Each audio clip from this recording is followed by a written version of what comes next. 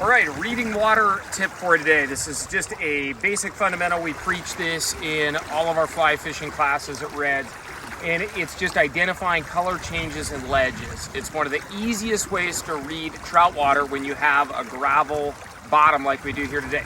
So what we've got is we've got ankle to shin deep water here, and then that river just drops off, and you can see that brown to green color change. The nice thing about a color change is it's really easy to read from a distance.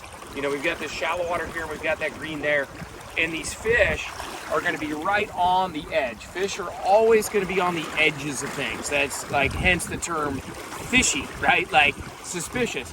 They're always going to be on the edge. They typically, unless the water is very low and clear, they're not going to be down in the pit. They're going to be right here along this edge. So when we approach a color change, we want our flies, if we're using a nymph, we might want it to tumble off the shallow area right down the hill into the pit right here. If we're throwing a dry fly, ideally we would throw it upstream and it would land in the shallow water where there's no trout, and then basically flutter its way along the surface down into the deeper area, the pit, the tank, the bucket. There's all sorts of weird, kind of funny and quirky names for what we would call the hole. But color changes are really easy to identify. Approach them with caution. When you're nymphing or dry fly fishing, you generally want to work up the ledge like this. If you're going to streamer fish, you might turn around and work back down with a streamer on the way.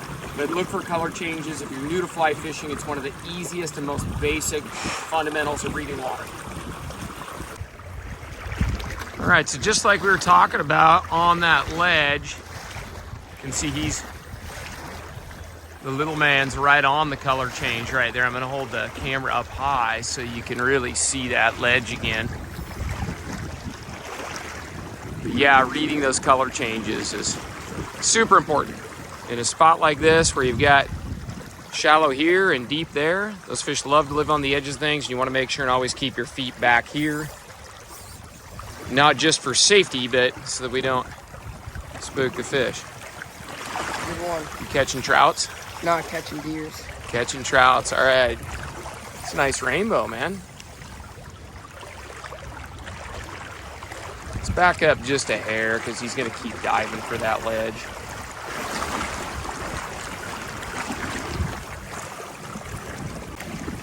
All right, so we're gonna throw in a little bonus material here. When you're netting a fish, either for yourself or a friend, the idea is that we actually, yeah, that fish is still pretty hot, but and after he runs, just work him immediately back up. So immediately, because he's tired. That's like a sprint. So bring him upstream. Not yet, Jake.